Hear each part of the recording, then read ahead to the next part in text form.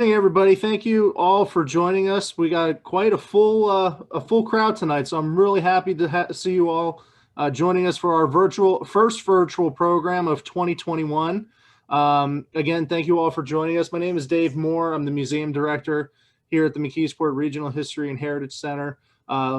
Fortunately, I'm coming to you live from my kitchen tonight, just like everybody else. We're playing it safe with COVID, and I'd like to thank our guest this evening, Jennifer Sopko, for coming up with this brilliant program. And I look forward to hearing the history of the lost trolley parks in Western PA. I'm certainly going to learn a lot like the rest of you guys tonight. Just a couple of things before we get going. Everybody, please keep your microphones muted throughout the program. If you have any questions for Jen, or any comments for me, please put it in the chat.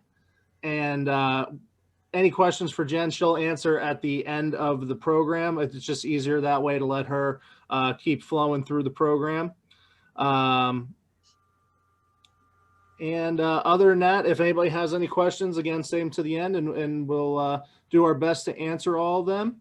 And without further ado, Jennifer, the show is yours. Okay.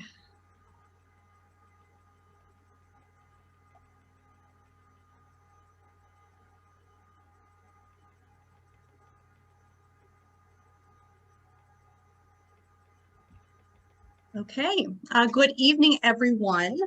Thank you for joining me here tonight for what I hope is a fun and informative program. As you can see, it looks like I'm coming to you live from Olympia Park near McKeesport, PA, circa 1905. Thanks to my pals at the McKeesport Regional History and Heritage Center. Olympia Park was only one of many amusement parks, trolley parks specifically, that at one time operated in Western Pennsylvania, and you'll hear more about its history later tonight. So if you bear with me, I'm going to turn off my video. Okay. Just so it doesn't overlap all the images I have.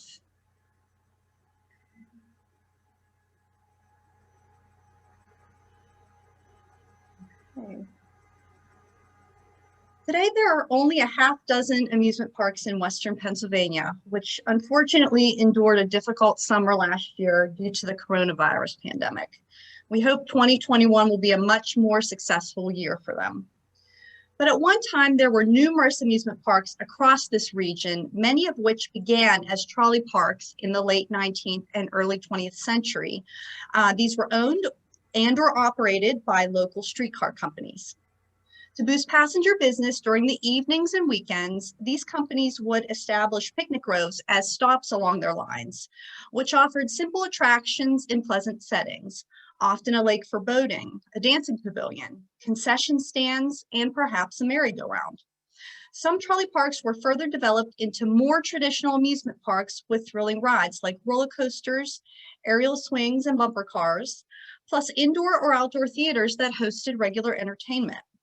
As the trolley lines were supplied by electricity, the company could use that to power electric rides and light the parks at night. Between the development of streetcar transit, electricity, and leisure time, these parks became destinations for families and communities to enjoy time away from work and everyday life.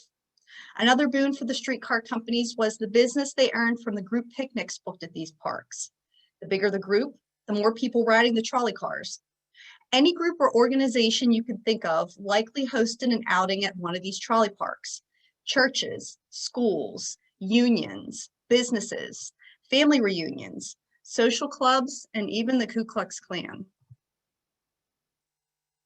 At one time, trolley parks could be found across Western Pennsylvania, and many of those are listed here, from the Pittsburgh region north toward Erie and east toward Johnstown. I'd like to share brief histories along with some images I've gathered so far in my research for a book I'm currently writing on lost amusement parks in Western Pennsylvania. This is by no means a comprehensive history of all Western PA trolley parks, but I hope it gives you a good introduction. The parks listed on this slide were actually owned, operated, and or developed by trolley companies at one time. Some others that I'll mention later were located along or accessed by a streetcar line. The Butler Passenger Railway Company opened Alameda Park in 1901, about 2 miles or so west of Butler. The park's Spanish-inspired name reflected its aesthetics. Alameda means a public walkway or promenade shaded with trees. This park was formed by 3 natural valleys that converged, and its hills were covered by oak trees, wildflowers, and walking paths, plus a dozen natural springs. Alameda was even advertised as the Park of 1,000 Trees. A promotional booklet claimed that the park's dancing pavilion, seen in this postcard image, was the largest in Western Pennsylvania at the time, its floor covering about 1/3 of an acre. Theater and vaudeville groups performed daily at an outdoor summer theater, and the park offered free motion pictures that were projected onto a screen.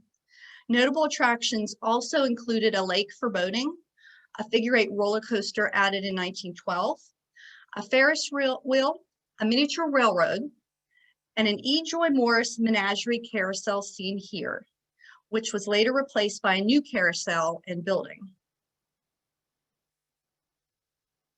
Alameda Park lasted until the early 1940s. The railway company disbanded, closed the park, and sold it to the Church of the Nazarene in 1944 to be used as a summer camp.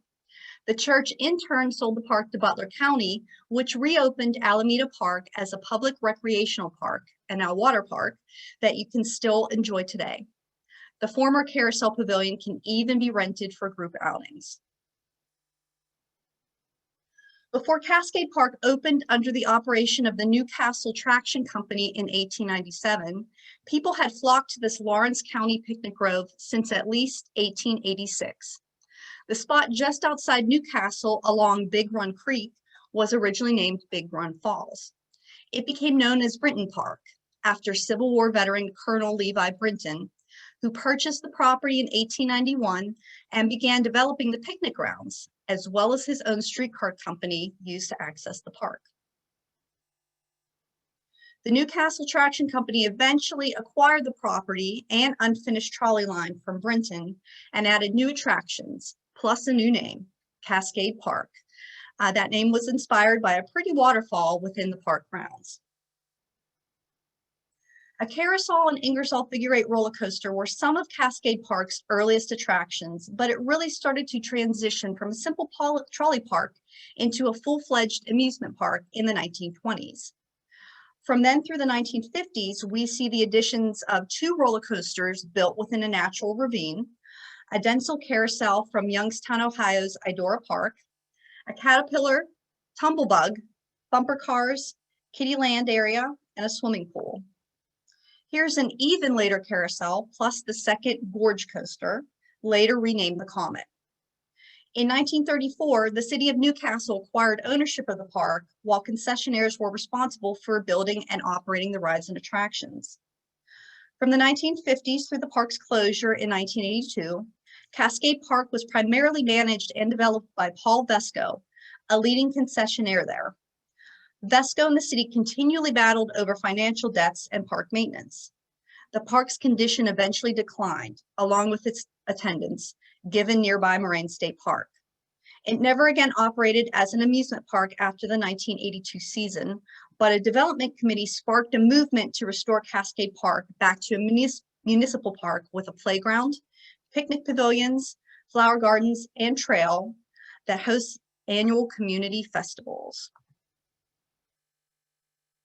In 1901, the Beaver Valley Traction Company purchased and developed 2 parks on both ends of its streetcar line in Beaver County, Junction Park in Rochester Township and Morato Park in Beaver Falls. Junction Park was located in Junction Stretch, along today's Route 18 between Rochester and New Brighton. It was the site of the Beaver County Fair and sporting events hosted at the park's racetrack and baseball field, including boxing, horse racing, baseball, and football. It offered traditional amusement rides, including a roller coaster, carousel, and toboggan slide, plus dancing pavilion, theater, and swimming pool. 1909 was a banner year for the park, with a visit from the Ringling Brothers Circus. The elephants paraded from downtown New Brighton to Junction Park. Junction Stretch began as a swamp along the Beaver River, so Junction Park ended up sitting in a floodplain, and it was plagued by several floods during its lifetime, including one in 1907, seen here. You can clearly see the roller coaster and merry-go-round pavilion are underwater. The park eventually closed after the St. Patrick's Day flood of 1936 and the demise of the Beaver Valley Traction Company the following year. However, the dancing pavilion remained prosperous through the early 1940s by hosting big band groups, and the pool stretched on into the 1960s. Today, Hank's Frozen Custard and Mexican food and the YMCA facility mark the former site of Junction Park. While Junction Park was located in a more industrialized area, Morato Park had a rustic vibe with thick foliage, waterfalls, and picnic groves. The park was located in Beaver Falls at the northern end of the trolley line near the Wallace Run Ravine. The park also had a carousel, dancing pavilion, and a swimming pool added in the 1920s. The same fate befell Morato as its sister park. It eventually closed for good after the Beaver Valley Traction Company discontinued service in 1937. Not much is left to mark the park's existence in the area. With smaller streetcar companies merging into larger conglomerates like Pittsburgh Railways and West Penn Railways in the early 20th century, we see some of these trolley parks eventually falling under the same ownership umbrellas and even advertised together. We'll start with some parks that were eventually part of the West Penn Railways family. Oakford Park, near Jeannette in Westmoreland County, opened in 1896, originally under the Greensburg, Jeannette, and Pittsburgh Electric Railway Company. Along with Oakford Park, West Penn Railways would own and operate several other trolley parks in Western Pennsylvania. It also had Allison Park in North Apollo, that was also known as Griflo Park, Olympia Park near McKeesport, and Lenape Park in Katanning. Souvenir postcards often give Jeannette or Greensburg as a location for Oakford Park, but the property actually straddled Penn Township and Hemphill Township off present-day Route 130. Attractions included a carousel, roller coasters. The original coaster was actually replaced by an Ingersoll figure 8, a whip, miniature railroad, theater, roller skating rink, swimming pool, and the man-made Lake Placid. The park featured regular entertainment, from vaudeville acts to balloon ascensions. One notable act appearing in the 1920s was the Marguerite Bryant Players, which included Moe and Shemp Howard of later Three Stooges fame.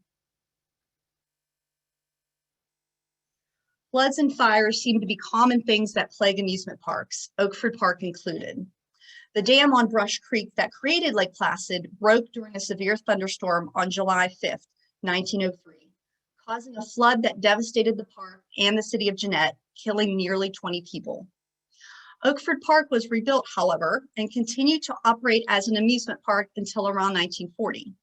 By then, the Oakford Olympia Park Company had taken over from West Penn Railways.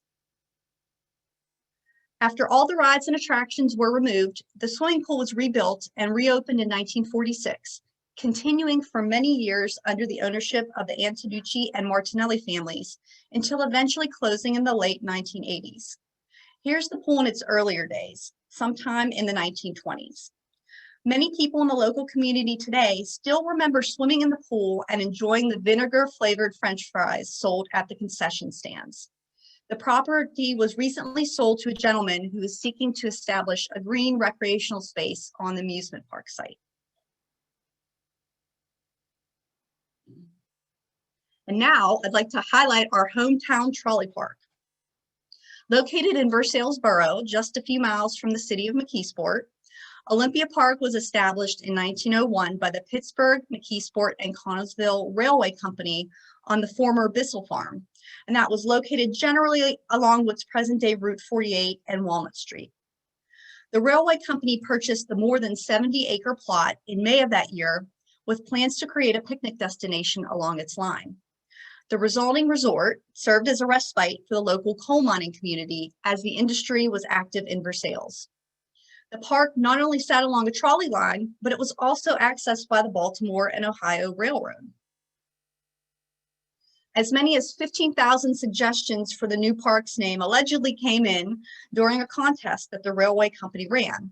Two people split the prize money as they both suggested the chosen name, which was clearly inspired by Greek mythology. Olympia means of Mount Olympus, or simply heaven. The thought may have been Olympia Park was designed as a heaven on earth. Later that summer, the first attractions at Olympia Park began to open, including a merry-go-round and a pavilion that featured live orchestras and bands. The McKeesport Amateurs and the Versailles team opened the new baseball field with grandstand on the grounds in August. McKeesport beat Versailles 24-5. We see more developments for the 1902 season at Olympia Park. There's now also a theater, bandstand, toilet buildings, children's playground, and picnic pavilions that would be used by the many groups hosting outings at the park. The theater hosted vaudeville acts and traveling summer stock productions, while live music entertained couples at the park's dance hall. Lake Olympia was created by damming up Long Run, offering a picturesque pond for rowboats with a boathouse and a rustic bridge that accessed an island. And there were actually a couple more bridges added over the creek too. But the most exciting addition that year was the figure-8 roller coaster seen here. Olympia Park also had the Colonial Inn Hotel and Restaurant, which long predated the creation of the park. The brick building was originally built as a home for an even earlier owner of the property, George Bayard. As you can see on the Sanborn Fire Insurance map, by 1909, Olympia Park came under the ownership of West Penn Railways when the company acquired the smaller railway company. The map gives us a good look at how all of the attractions and buildings were laid out on the park property. Over the succeeding years, more rides would be added to the park, including a steam-powered miniature railroad, an Olympic-sized swimming pool, a pony track, roller skating rink, tumblebug, aerial swings, scooter, caterpillar, a whip, several kiddie rides, a shooting gallery, and an arcade. The park's original merry-go-round was replaced in 1924 by a new carousel, number 69 from the renowned Philadelphia Toboggan Company.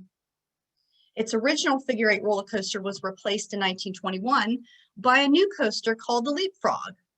With a half-mile of dips, it was promoted as the only ride of its kind in Western Pennsylvania, but also a duplicate of roller coasters at other regional parks like Waldemere in Erie and Eldora in Youngstown, Ohio. Another supposed 20,000 submissions were received in yet another name contest for this ride, where the winner got a $50 cash prize. So we have souvenir postcards, photographs, and images and publications that can help show us what these trolley parks looked like at one time. But here's a moving picture that shows the early days of Olympia Park and features the miniature railroad in action. The Edison Manufacturing Company produced a short silent film at the park in 1905 called The Little Train Robbery, which was a spoof of the Great Train Robbery. In this film, which runs about 10 minutes long, a group of young desperados led by the Bandit Queen hold up the park's miniature train.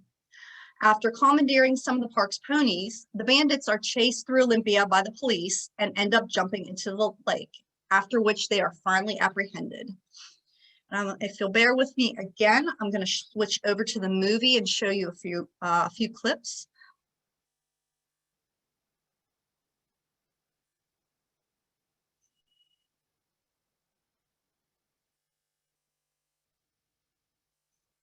Hopefully everybody's able to see this. You can find the full film online through YouTube or through the Library of Congress. So I'm going to get it started.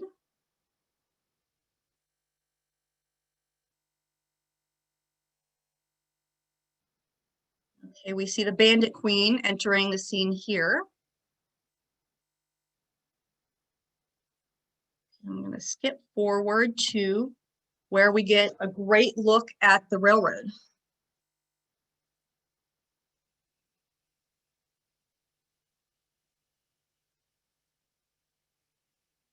You can see the bandits have laid an obstacle to stop the train.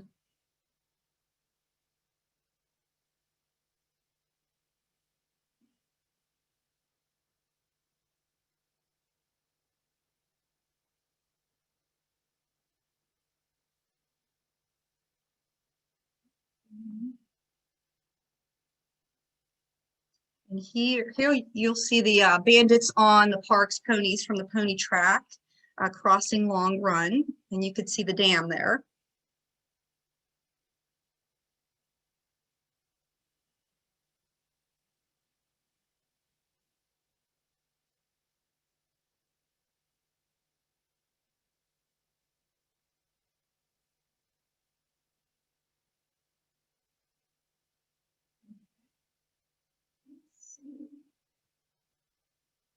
I really like this shot here of the bandits being chased through the park because earlier I showed a postcard of that rustic bridge, and now we kind of see it live.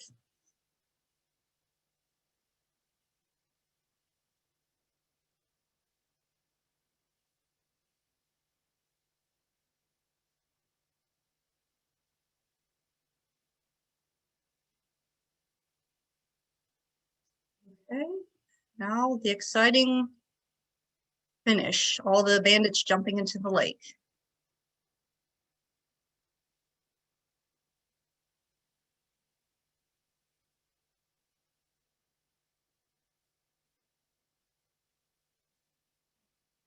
And here comes one of the rowboats. Okay, so I'm going to stop it here, but again, you can check this out on YouTube or on the Library of Congress's website. I'm going to go back to the presentation now.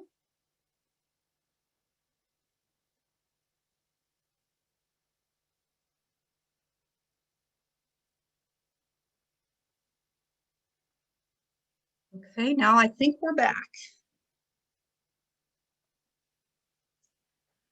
In the first 2 decades, Olympia Park had been both operated by streetcar companies and also leased to other managers.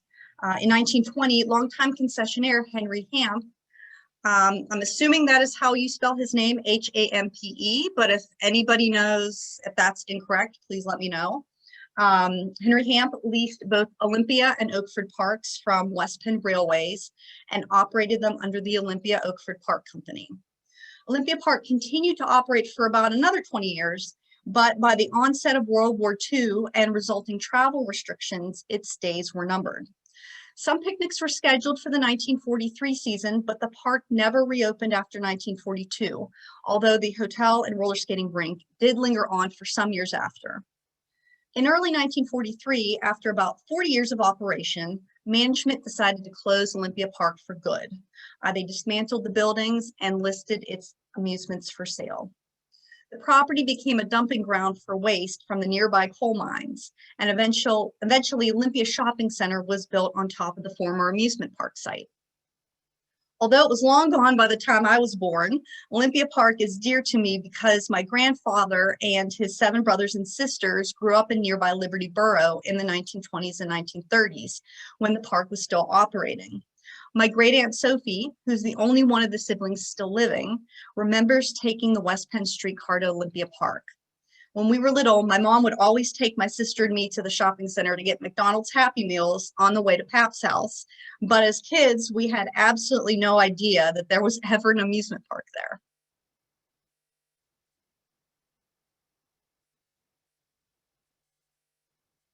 Allison Park, later known as Griflo Park in North Apollo, first opened in 1911 under the Allegheny Valley Traction Company, who leased land from the Allison family that was located off present-day Route 66, not far from the Kiskiminetas River in Armstrong County.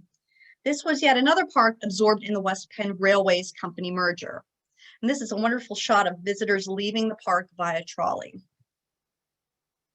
Allison Park was not only connected with Oakford and Jeanette through West Penn Railways. Henry St. Peter, who had built the swimming pool at Oakford, bought Allison Park from the Trolley Company in 1922 and renamed it Griflo Park to avoid confusion with a park of the same name near Pittsburgh. The name is a combination of Vandergrift and Apollo. The park sat in between the 2 towns. Here's a view of the new entrance sign from the trolley station. And here's an overhead view of Griflo Park, where you can see some of its attractions. It had a lake for boating, a large swimming pool, carousel, dance halls, a picnic grove, and St. Peter's Tavern, which had a gas station to serve visitors who began coming to the park by automobile. The 1936 St. Patrick's Day flood also hit Griflo Park hard, destroying most of its attractions. It never fully recovered. The St. Peter family eventually closed the pool in the 1950s due to maintenance costs, and the overall park in the 1960s. After many years of hosting other groups and family reunions, the land reverted to private use for the St. Peter family's own gatherings. Descendants of the St. Peter family live on the Griflo Park property today, and it still has a small lake.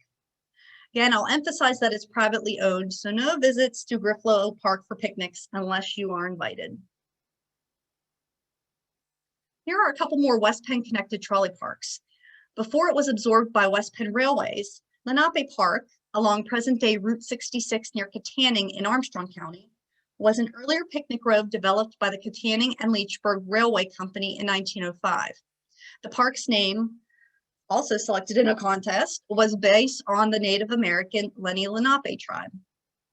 The park had dancing and dining pavilions, springs, swings, and a merry-go-round. By the early 1920s, attendance started to decline. West Penn Railways decided to disband the trolley line serving the park in 1928, effectively closing Lenape Park. Woodlawn Park was yet another trolley park eventually owned by West Penn Railways. It was first started by the Latrobe Street Railway Company, likely around 1902, based on articles in the local newspapers. Woodlawn may have given the nearby railroad park in Ligonier, Idlewild, a little bit of competition regarding group picnics. It looks like improvements started happening for the 1903 season. The park had a dining hall and a dancing pavilion where moonlight dances with live orchestras were held. Picnic pavilions were also added, along with swings for children. I'm not certain that the park had a regular merry-go-round, but it appears that at least for certain events like the 4th of July, one would be brought in. In 1906, the dining hall was converted into a theater, which, like other trolley parks mentioned, hosted vaudeville entertainment. The dancing pavilion likewise became a roller skating rink, with a new dance hall built to replace it. After a few years, West Penn Railways considered not renewing the lease on the portion of what was known as the Williams Farm, but Woodlawn Park carried on, at least through 1911. That fall, reports surfaced of a plan to establish a local country club on part of the property. It's still unclear to me what happened, but it doesn't appear that Woodlawn Park ever completely reopened after that year, if at all. Coming back closer to the greater Pittsburgh area, Calhoun, Southern, and Oakwood Parks were trolley parks consolidated under the Pittsburgh Railways Company in 1902, along with Kennywood, and often advertised together. Some of the images I'm showing here came from a Pittsburgh Railways Company publication called Pittsburgh's Popular Parks. So they're not the greatest quality, but at least they give us some glimpses of what these parks look like. All three parks were developed and opened around 1896, Calhoun a little earlier. Calhoun Park in Lincoln Place was initially established by the Second Avenue Traction Company, which soon became United Traction Company. Oakwood Park was under the Pittsburgh, Crafton, and Mansfield Railway Company. Southern Park, also known as Southern Avenue Park, was originally under the Suburban Rapid Transit Street Railway, and it was located in Carrick. All three parks were promoted as perfect locations for group outings by churches, societies, and other organizations, and they mostly offered the same kinds of attractions: carousels, bowling alleys, shooting galleries, dancing and music pavilions, photo galleries, athletic fields, wooded grounds with romantic walking paths, refreshment stands, and live entertainment. Calhoun was known to have a roller coaster, while Oakwood offered a large lake for rowboats and launches. In 1906, the Pittsburgh Railways Company began divesting its park holdings, leasing out Southern and Kennywood and closing Calhoun and Oakwood, the latter not considered a profitable venture. Southern Park lasted the longest of the trio until about 1911. Not far from Lincoln Place was another wooded trolley park called Homestead Park. It was operated by the Homestead and Mifflin Street Railway Company, a couple miles east of Homestead on both sides of Main Street. Opening in 1901, the park's attractions included a carousel, miniature railroad, baseball field, dancing pavilion, restaurant, and dining hall with kitchen. Homestead Park was a destination for local steel mill workers and their families who settled in the area. It lasted over 20 years before it was demolished for a housing development in 1923. Oakwood Park, the Pittsburgh Trolley Park, is not to be confused with Oakwood Park, the Meadville area trolley park in Crawford County. The Meadville Traction Company opened Oakwood Park in 1898. It was located in today's Westmead Township near the Ponce de Leon mineral springs. Both attractions would draw many visitors to this resort area. Oakwood Park had a grand two-story pavilion that included a dance hall and theater, plus a man-made lake for boating. The park doesn't appear to have offered any steam-powered or electric rides, but it did host some interesting guests. Carrie A. Nation, an early 20th century temperance advocate who was infamous for smashing up bars with a hatchet, delivered a speech at Oakwood Park in July 1903. Ultimately, this rustic park could not compete with the draw of the flashier Exposition Park, now known as Conneaut Lake Park, which had thrill rides. Attendance dropped and the trolley company stopped running to Oakwood, which itself closed around 1918. Today, it remains a township-owned picnic area, now known as Oak Grove Park.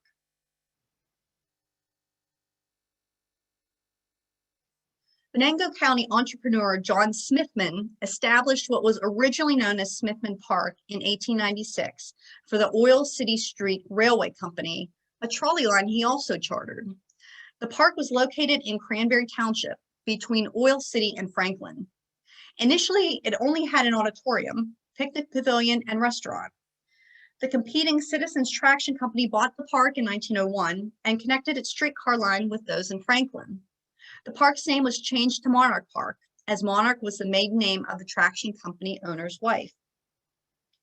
The Citizens Traction Company began developing Monarch Park, adding a children's playground, large dance hall, two-story open-air dining pavilion, a miniature railroad, Ferris wheel, a whirlpool ride seen here, bowling alley, and a museum, among other attractions.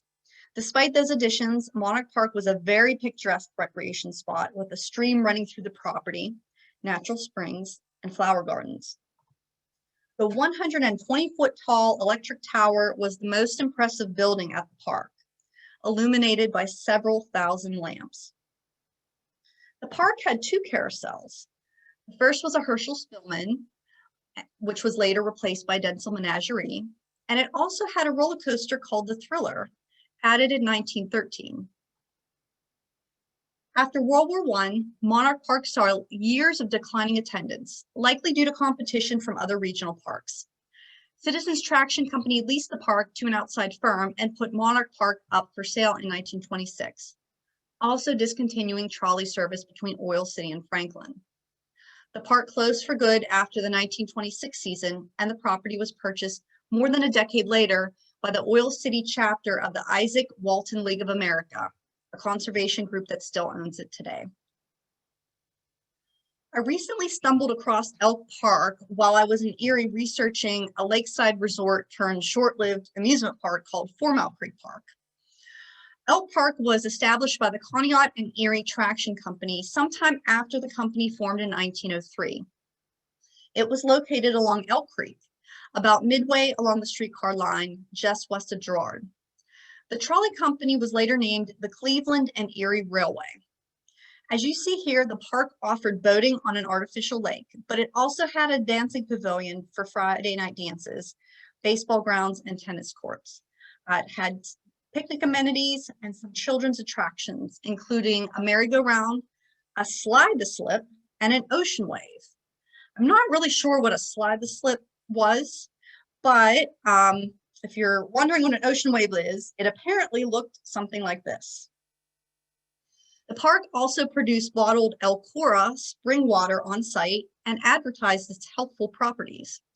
By the 1920s, ridership began to decline on the Cleveland and Erie Railway. The line was eventually sold in September 1922, and Elk Park itself was advertised for sale in spring 1923. By that time, it appears to have been owned by a Thomas Thornton. It seems to have continued operating for some time longer than that, at least through the 1920s and into the 30s, but more research is needed.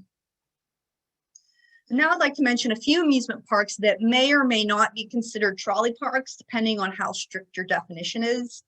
A typical trolley park was owned, operated, or developed by a streetcar company to generate passenger business for the company. In other words, the park owes its existence to the trolley company. However, there are parks that were established by other individuals or entities along existing trolley lines, and they obviously benefited from the traffic, or the streetcar lines were extended out to reach the park. So there was still a type of relationship between the trolley company and the park. Eldora Park in Washington County began as a longtime picnic spot at the Wickerham Farm in Carroll Township, located between Donora, Monongahela, and Charleroi. Pittsburgh Railways already served the area, as the Charleroi interurban line passed through Black Diamond Hollow, where Eldora Park was located, on its way towards Charleroi. However, it wasn't until 1904 that an amusement company formed and opened the eventual amusement park. Once disembarking from the trolley station at Eldora, visitors would follow a yellow brick road up a hill to the park grounds, appropriately covered in snow at this time of the year. Over time, amusements were gradually added. The park had an Ingersoll figure-8 roller coaster, a merry-go-round, a bamboo slide, a combination dance pavilion and roller rink, a picture gallery, an electric theater tent that showed motion pictures, which, not surprisingly, often caught on fire, a restaurant, and a dammed-up reservoir with beach area. While nearby Palmer Park, a picnic grove in Donora usually hosted union picnics for the American Steel and Wire Company, Eldora Park attracted a more diverse crowd. It also hosted political and religious speakers like Carrie Nation, who I mentioned earlier, William Jennings Bryan, and Booker T. Washington, plus entertainers like Lawrence Welk. Over time, Eldora Park gradually fell out of use, and in 1946, it was leased to the Charleroi Girl Scouts, who reopened it as Camp Sharwood. Like Griflo Park, the former Eldora Park is now private property and still owned by descendants of the Wickerham family, who had remained involved with the park's operation since the beginning. Some park remnants have survived, like a portion of the yellow brick walkway, some infrastructure from the dance pavilion, a waterfall, and the facility, the area that was used as the restrooms. The Donora Historical Society and Smog Museum conducts a few weekend walking tours of the Eldora Park site every spring with cooperation from the Wickerham descendants who own the property. I had the opportunity to take the walking tour in 2019, and I highly recommend it. It's unfortunately been canceled for 2021 due to the pandemic, but hopefully the Historical Society will be able to bring it back in future years. This Luna Park, located in Johnstown, is also not to be confused with the short-lived Exposition Park in the Oakland section of Pittsburgh. Before this amusement park was established, in 1893, the Tri-County Agricultural and Driving Park Association purchased several pieces of property in Johnstown and set up a harness racing track at the site, which also hosted the Pennsylvania State Fair. After a few years, the Johnstown Passenger Railway Company extended its trolley service to what was originally known as Roxbury Park. The Park Association eventually sold the property at a public auction, and in 1905, the new ownership started developing what was renamed Luna Park into a traditional amusement park. They kept the racetrack and continued to promote various sporting events like automobile and motorcycle races, but also added many of the typical features of a turn-of-the-century amusement park: boating lake, baseball field, picnic facilities, dining and dance halls, theater, carousel, Ferris wheel, miniature railroad, and the roller coaster. They also added a boardwalk. Trolley service to Luna Park ended in 1921. I mentioned earlier how floods and fires seemed to plague early amusement parks. The city of Johnstown purchased Luna in 1921 and had an improvement plan for the amusement park. But in July of that year, a fire that started in the grandstand waylaid that plan. Instead, the city developed what would again be renamed Roxbury Park into a municipal park. Today, Roxbury Park has multiple baseball and softball fields, tennis and basketball courts, a playground, and other amenities. A bandshell that opened in 1939 also continues as a live music venue. Dream City in Wilkinsburg was a very, very short-lived park, established in 1906 along Robinson Boulevard on what was the Wilkinsburg and Verona Street Railways line, another line eventually absorbed under Pittsburgh Railways. The streetcar line was double-tracked in advance of the park's opening day, to which President Teddy Roosevelt was invited. Unfortunately, he could not attend. The president missed an exciting opening day for Dream City, which debuted with a giant fireworks production on Memorial Day. Dream City looks like it was an incredibly beautiful and ornate place with Oriental-style buildings, a Chute's water ride, and a lagoon surrounded by a plaza, boating lake, sunken gardens, refreshment stands, and a massive dancing pavilion. About 150,000 lights illuminated the park at night. It was designed by General Manager William Hamilton, who was involved in other amusement park designs across the country. Dream City also offered lots of free entertainment, from an Indian Village and Wild West exhibition to circuses and animal acts, aerialists, vaudeville shows, and band concerts. The park was renamed White City in 1908, but it remains, at least for the time being, a mystery as to what happened to the park. Advertisements were placed in Pittsburgh newspapers in January 1909, offering a real estate trade for half the value of the park to someone willing to take over the lease. So I'll just say that Dream City's story is to be continued. No trace remains of the park after more than a century. I'm finding conflicting information about whether West Penn Railways actually operated Shady Grove Park, so I'm putting it in this category right now. However, we know that the company's lines did reach this amusement park located in the village of Lamont Furnace between Uniontown and Connellsville in Fayette County. Shady Grove Park opened during late summer 1905 with a reported wide variety of amusements and attractions, 2 dancing pavilions, a shooting the chutes ride, roller coaster, scenic railway, Ferris wheel, carousel, electric theater, refreshment buildings, and a lake with rowboats. Shady Grove Park entertained many group picnics with free entertainment, much like its contemporaries, from daredevils performing stunts to musicians like Jelly Roll Morton, who played at the dance hall. Among other attractions added to the park were an airplane ride and a new roller coaster that debuted in 1925, the Wildcat, designed by Herbert P. Schmeck and built by the Philadelphia Toboggan Company. It was advertised as one of the most thrilling rides in Pennsylvania. Ownership of Shady Grove Park passed through several hands over the succeeding decades. At one point, it was owned by Charles A. Pressey, who would go on to briefly own Oakford Park as well. It too would be the victim of a fire in 1937, which hit several buildings and the Wildcat coaster. The amusements, including a section of 1950s era kiddie rides, would eventually be removed by the 1970s.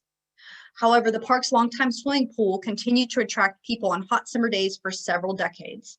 A campground was added to the site, but the pool unfortunately closed after the 2012 season. Westview Park is a dearly missed amusement park in the Pittsburgh area.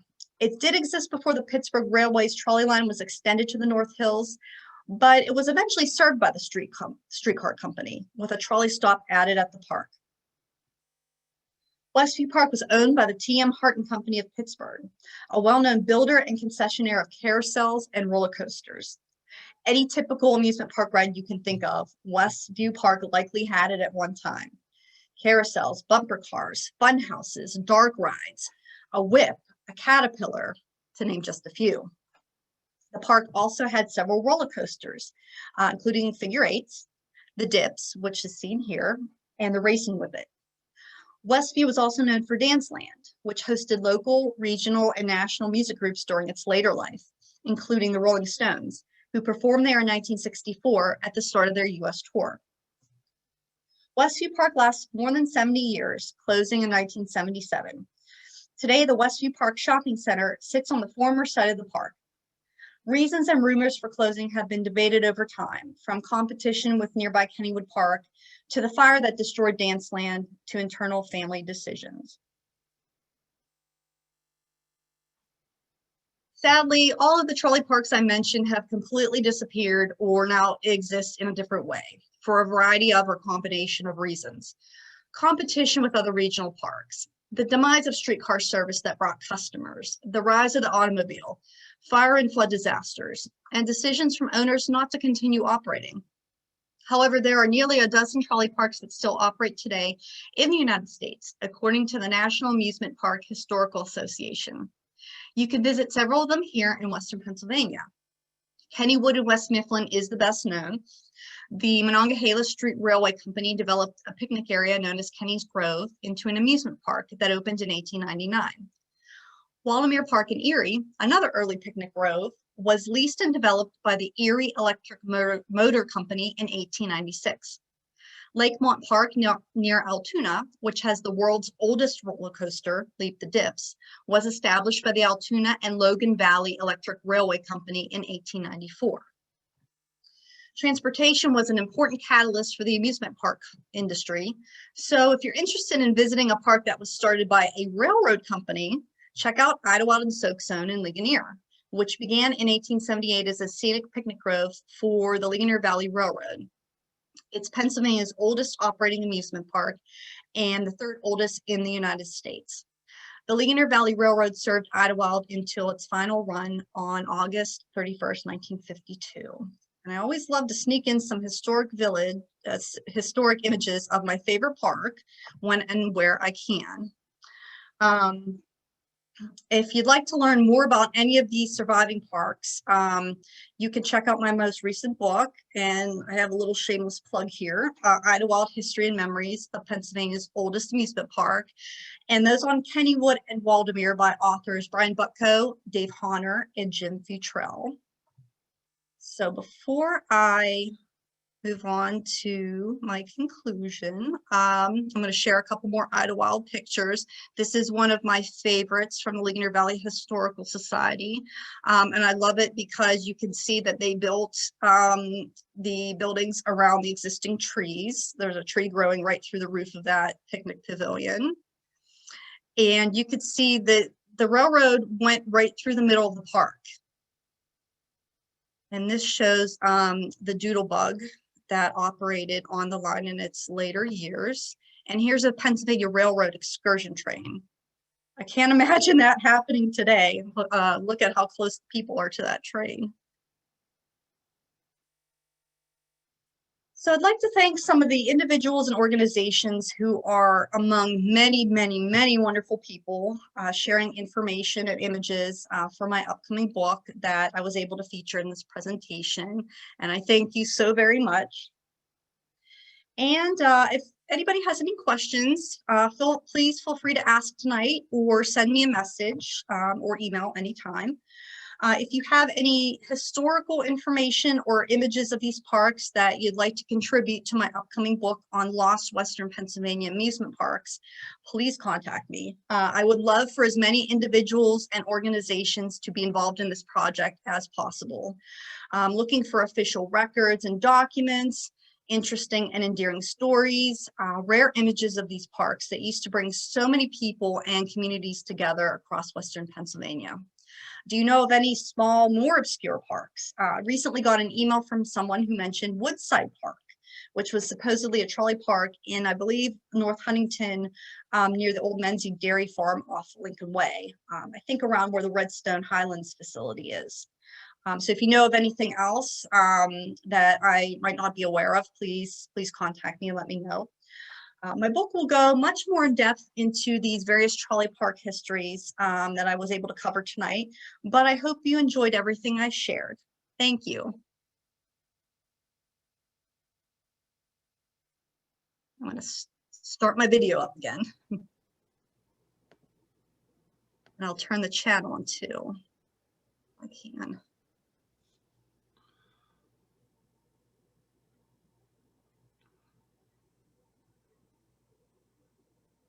Okay. All right. Okay, I'm not sure. Should I read through, or do you want to read through some of the questions? And I was following along, so I could read them to you if you want. The first question we had was from Allie Stevens. She asked, how did Western Pennsylvania compare to other areas of the time as far as the number of trolley parks? Was it more than typical, less, above average? Oh, wow. That is a really interesting question. And I don't know the answer, but it would be great to look into that a little bit more. I would have loved to have done a book on all the Pennsylvania amusement parks, but this book has become a monster project as it is, just focusing on one part of the state. So, but eventually I'd like to look at Central PA, look at Eastern PA. One good resource that I have, there are digitized copies of some of the street railway journals that would cover all of the news, all the developments of these trolley companies. And between those digitized versions and hopefully what the Pennsylvania Trolley Museum has, I'll be able to generate maybe a more comprehensive list of all the trolley companies that were across, trolley companies and their parks that were across Pennsylvania. So that's a really good question, and I'm going to add it to my ever-growing list of questions to investigate. So thank you for that, and I hope I can get back to you with an answer at some point. Very good, very good. Okay, our next question came from Dave Kraft. He asked, why did trolley companies build these parks originally? Well, it was a way for the companies to generate passenger business on evenings and weekends. To give people a destination that they would want to go to in their leisure time, when the work day is over and when the work week is over, and just kind of relax and get together with their family. And I love seeing pictures of people at these parks, not just these parks, but also my Idlewild. And I recently posted a picture on my Idlewild Facebook group, just showing how formally dressed everybody was. The men were in suits with hats, ties. Women were dressed, long dresses with long sleeves and high necks and big fancy hats. And it's just amazing how just going for a picnic at your local trolley park, getting on the streetcar and going for a day with your family, or maybe you're a couple that was courting, you would go to the park. It's amazing to see that culture back then, and think about how that has sort of changed over time.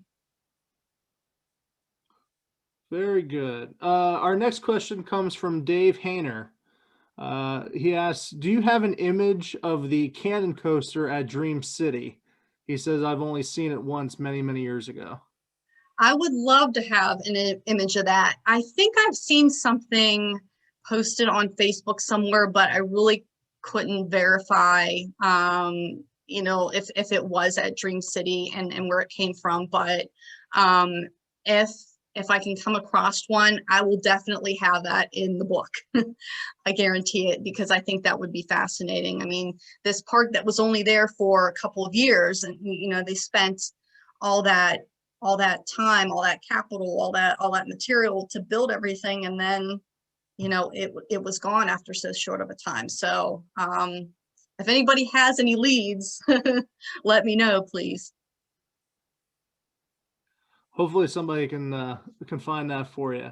Our next question comes from Edward. He asks, is the Pittsburgh Popular Parks publication available online anywhere?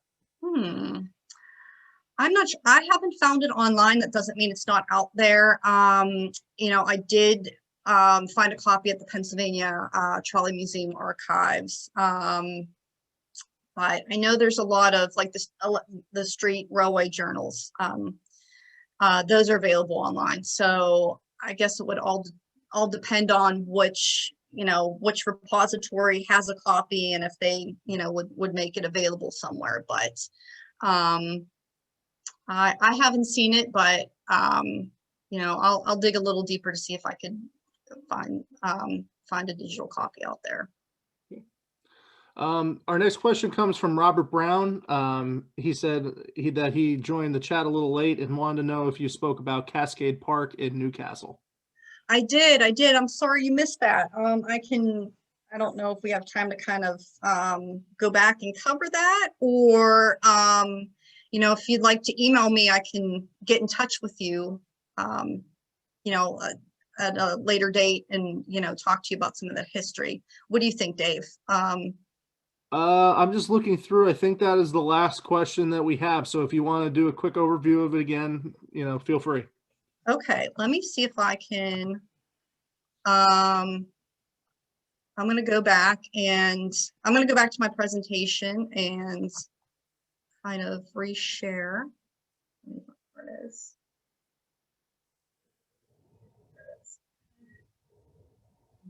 Slide. Oops. Okay, I'm going to see if I can successfully share again.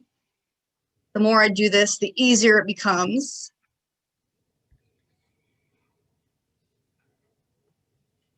Okay, I think we are seeing it again.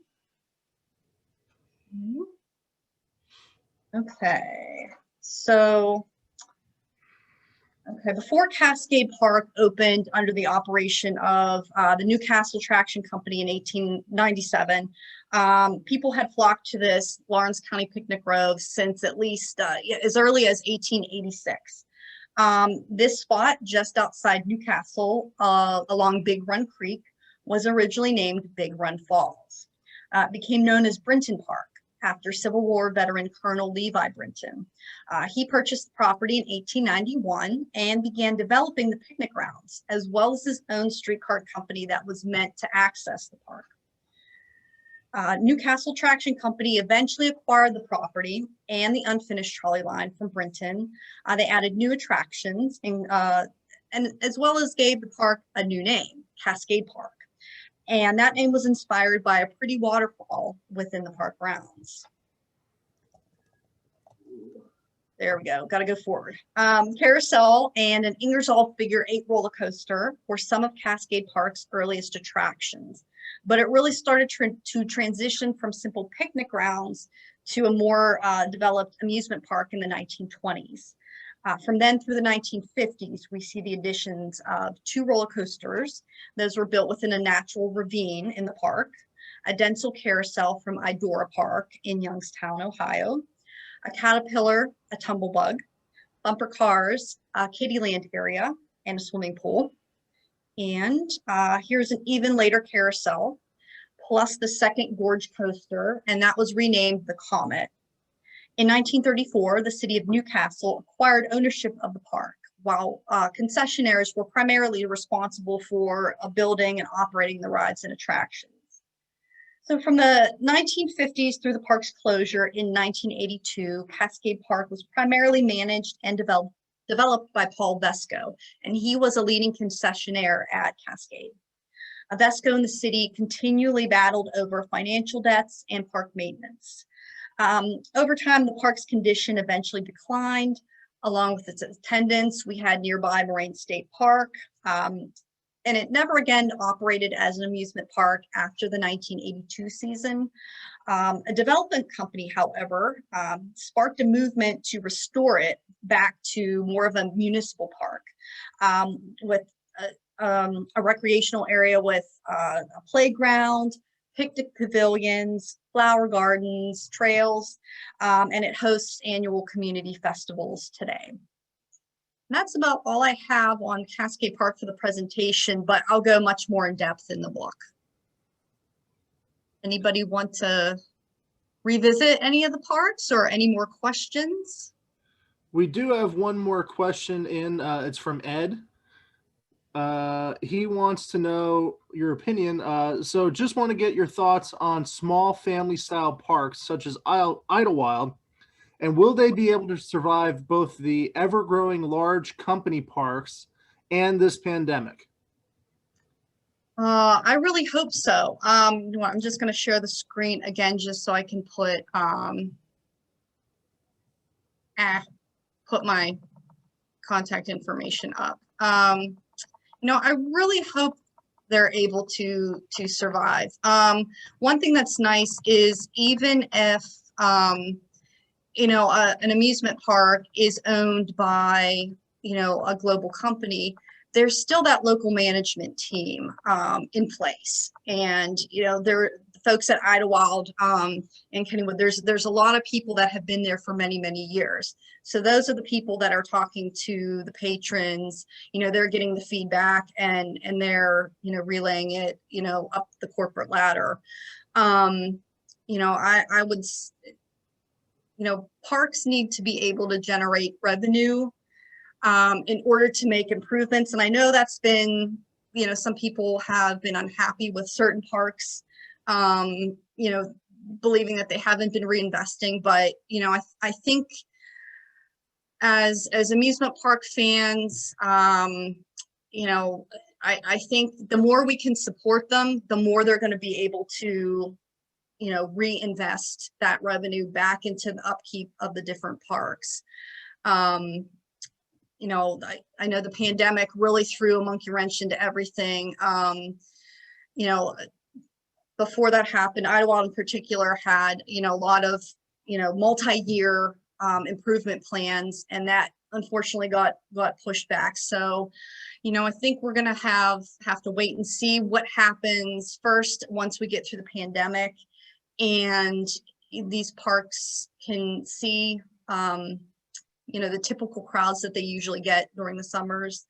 And, you know, I think as long as we continue to voice our love and support of them, you know, not, and certainly be critical and certainly, you know, voice your ideas for improvement, you know, the park management's listening, and hopefully they'll be able to, you know, take that feedback from the public and, you know, run it up the chain. But, you know, I don't have any insight to what any of the individual parks are going to do, but I'm trying to be optimistic, and I hope that they can, you know, survive the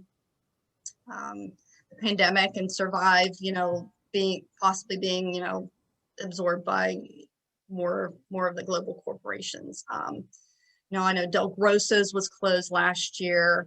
Conneaut Lake Park, they've been going through a bankruptcy, you know, transition with the public trust, and now they're up for auction. But they're, you know, the buyer, there's an interested buyer who really wants to keep the amusement park going there. So I think we're just all in a wait and see status right now. I don't know if that really answered your question, but hopefully I was at least able to convey some of my sort of thoughts on it. Jennifer, do you have a date as to when your book might be available for purchase? Well, I was supposed to finish it in a couple months, and it's been, yeah, it was pushed back to 2022. Last year was pretty difficult with all of the local historical societies, libraries, museums being closed. You know, I wasn't able to get to a lot of places to do research in person, you know, until very late in the year. And then everything kind of closed again, and now they're reopening. So hopefully sometime in 2022, it is. Where might we be able to purchase that book? So it's coming out through the History Press, which is a sister imprint of Arcadia Publishing. And Arcadia does the Images of America, the sepia tone books. So we're a sister imprint with Arcadia.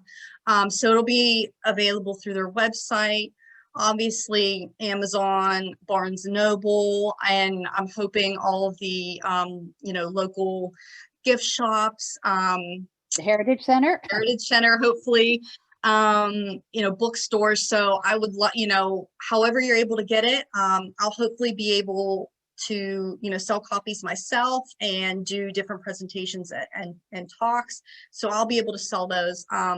But however you're able to get it, you know, is wonderful. And if you can support a local business, a local nonprofit, you know, somebody, an organization like the Heritage Center, I think that would be really wonderful.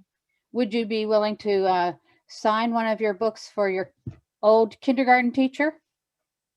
Absolutely, absolutely. Very I certainly nicely done, will. Jennifer. Very nicely done. Thank you. All right, Jen. We have a couple more questions if you have a couple more minutes. One of the questions was from Patty Jean. She asked, how many of these parks were privately owned? So privately, I'm trying to think, like, what would you mean by privately owned? I guess they all would be, because they'd be all owned either by the trolley company, actually the trolley company, or, you know, a company set up like the Oakford Olympia Park company. So they would all be privately owned until you have a park like Cascade Park. It was sold to the city of Newcastle, so then it becomes, you know, a publicly owned entity. Trying to think, so much information here. I'm trying to think any of the other parks that I mentioned, which ones are sold to the city. Like Conneaut Lake Park, you know, not a trolley park, but it is under a public trust right now. Public has to have access to the grounds there. Which other ones did I mention? Cascade Park is the one that just immediately jumps to my mind, because it was owned by, it eventually fell into the city of Newcastle's hands. But then everything else, you know, if they're under the trolley park's ownership, or they're under the, you know, an individual owner, or, you know, the corporation they established. Most of them, Jennifer, were family owned. Family owned. Okay. Yeah, and they were sold to companies. I've lost my voice. I mean, like Kennywood, I believe, belonged to the Woods family at one time. I forget who Olympia belonged to, but then they were sold to companies that took them over. And I guess a lot of them, the families owned the trolley lines. So Eldora Park in Washington County, that the land was always under the Wickerham family. Okay. But then there was a company that was able to come and establish the actual park. That's an interesting, and like, again, not Idlewild Park, the railroad park. You have the land owned by the Darlington family in Ligonier, and then you have the railroad, the Ligonier Valley Railroad, owned by the Mellon family, coming in, leasing land. They built the park. The Darlingtons still actually own the land. So and almost all of them were privately owned at one time. They were owned by families and then set up into corporations and businesses later. Some of them, not all of them. So like Olympia Park, it was the smaller trolley company before it was absorbed by West Penn. It purchased the Bissell farm and it set it up. So it owned the land completely. And it operated it under the trolley line. And then maybe it would still own the park, still own the land, and then lease it to Mr. Hamp, who had his Olympia Park. And he would manage it, build upon it, you know, pay them whatever fee that he had to pay to lease it, but the company still owned it. Okay. Does that make sense? It's, I think each park is, you know, their history is a little bit different, and the ownership of the land versus the operation of the park, leasing versus owning, can get a little complicated. Yes. Thank you. Thank you. Okay, Jen, next question we have is from Dave Hayner again. He asks, Homestead Park and Calhoun Park were so close to each other, probably less than a mile. Are there any stories about competition with one another? Ooh, I haven't found anything yet, but I need to do some more newspaper archive searching. When I was at the Heritage Center, looking up daily news articles on the microfilm, you know, early on, the first couple years of Olympia, I was finding little advertisements, little blurbs for Calhoun Park. You know, they were kind of promoting it as McKee Sports Park. And I thought that was kind of interesting because obviously Olympia would be closer. but you know, I think I'm not sure about Calhoun and Homestead. That will be on the list of things to look into too. But you know, certainly I'm seeing like Olympia Calhoun, which was something that kind of surprised me. Okay. This next question comes from George Gaffron. He said his mother lived in Versaillesboro and danced at the pavilion at Olympia. She always associated Olympia's demise with the 1944 McKeesport tornado. What year did it close? Wow. So it never reopened after the 1942 season. There were plans to open in 1943. They even scheduled a McKeesport school picnic. But there were travel restrictions due to the war. I think it had to do with the buses. Like they weren't able to, you know, bring people in and out. So, you know, the management there, Mr. Hamp, I guess decided, you know, this is too difficult. We're just going to shut down. And so 1942 would have been the last season that it was operational. Okay. Very good. The only other question we have left is Robert Brown asked if you could do a general overview of Olympia Park again, really quick.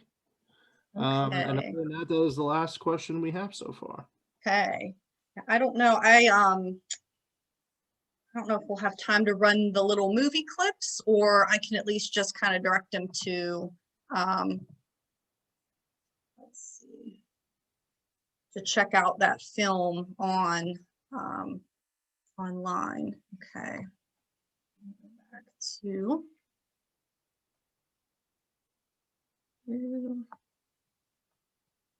Here's Olympia.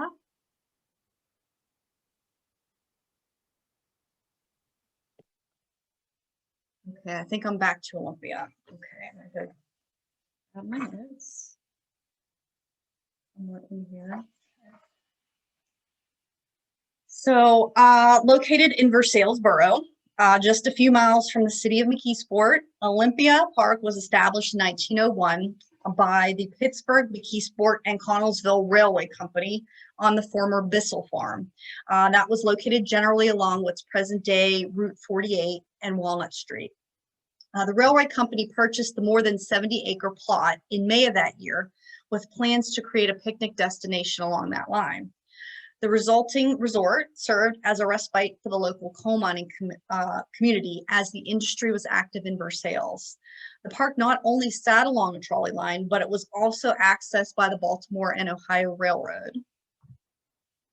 As many as 15,000 suggestions, allegedly, for this new park's name came in during a contest that the railway company ran. Two people ended up splitting the prize money. They both suggested the same name, and that was clearly inspired by Greek mythology. Olympia means of Mount Olympus, or heaven. The thought may have been Olympia Park was designed as a heaven on earth. So later that summer of 1901, the first attractions at Olympia Park began to open, including a merry-go-round and a pavilion that featured live orchestras and bands. The McKeesport amateurs and the Versailles team opened the new baseball field, seen here, had a large grandstand. They opened that in August. McKeesport beat Versailles 24-5. It was a blowout. We see more developments at Olympia Park for the 1902 season. There's now a theater, bandstand, toilet buildings, children's playground, and picnic pavilions that would be used by the many groups that hosted picnics there. The theater hosted vaudeville acts and traveling summer stock productions. The Park's dance hall had live music, which entertained couples there for evening dances. Lake Olympia was created by damming up Long Run, offering a picturesque pond for rowboats with a boathouse and a rustic bridge that accessed an island. And there were actually a couple more bridges added over the creek too. Most exciting addition in 1902 was the figure 8 roller coaster seen here. Olympia also had the Colonial Inn Hotel and Restaurant. That building long predated the creation of the park. The brick building was originally built as a home for George Bayard. He was an even earlier owner of the property. And here we have a Sanborn Fire Insurance map. And this shows by 1909, Olympia Park had come under the ownership of West Penn Railways. The company acquired the smaller railway company. This map gives us a good look at how all of the different attractions and buildings were laid out on the property. You can see how close the roller coaster and the carousel were to the ball field. We're seeing where the whip was, where the dance halls were, and then the pavilion near, along the creek there. Over the succeeding years, more rides would be added to Olympia, including a steam-powered miniature railroad, an Olympic-sized swimming pool, seen here, pony track, roller skating rink, tumble bug, aerial swings, scooter, caterpillar, a whip, several kiddie rides, a shooting gallery, and an arcade. The park's original merry-go-round was replaced in 1924 by a new carousel, and that was number 69, built by the renowned Philadelphia Toboggan Company. The original figure-8 roller coaster was replaced in 1921 by a new coaster called the Leapfrog. With a half-mile of dips, it was promoted as the only ride of its kind in Western Pennsylvania, but also a duplicate of roller coasters at other regional parks like Waldameer and Erie and Eldora in Youngstown, Ohio. Again, another 20,000 submissions were allegedly received by the park in yet another name contest for this ride. And the winner got a $50 cash prize. So for many of these parks, we really just have souvenir postcards, photographs, images, and publications, and that show us what the parks look like at one time. But with Olympia, I think it's really cool that we have a moving picture filmed at the park. It shows the early days of Olympia, and it also features the miniature railroad in action. The Edison Manufacturing Company produced a short silent film at the park in 1905 called The Little Train Robbery. That was a spoof of the Great Train Robbery. The film runs about 10 minutes long, and you can find it on either YouTube if you search for the Little Train Robbery 1905, or it's also on the Library of Congress's website if you look through their digital collections. The film shows a group of these young desperados, and all the actors are played by kids. They're led by the Bandit Queen. They hold up the park's miniature train. And after commandeering some of the park's ponies, after they stop the train and hold up everybody, they're chased through the park by the police, and they end up jumping into the lake, after which they're apprehended. So I don't know if we want to show any of the clips again, but they're easily, if you just search on YouTube or Library of Congress for Little Train Robbery 1905, you'll be able to find it easily. And this is one of my favorite images of Olympia because it's an actual photograph. And it's, I'm so pleased that the McKeesport Regional History and Heritage Center has it, and I'm excited to put it in the book. But this gives you a good look at what was once there. So in the first 2 decades, Olympia Park had been operated by streetcar companies and also leased to other managers while those companies still owned the grounds. In 1920, longtime concessionaire Henry Hamp leased both Olympia and Oakford from West Penn Railways and operated them under the Olympia Oakford Park Company. Olympia Park operated for another 20 years, but because of World War II and those travel restrictions, its days were numbered. They did schedule those picnics for 1943, but then decided not to reopen. So it operated for about 40 years before closing for good. All the buildings were dismantled. The amusements were put up for sale. The only things that continued afterwards for some years were the hotel and the roller rink. The property also became a dumping ground for the waste from the nearby coal mines, and eventually Olympia Shopping Center was built on the former amusement park site. That's about all. So I'm going to hopefully get a lot more in the book too. Thank you. Thank you. Thank you. Okay. I think that is it for the questions.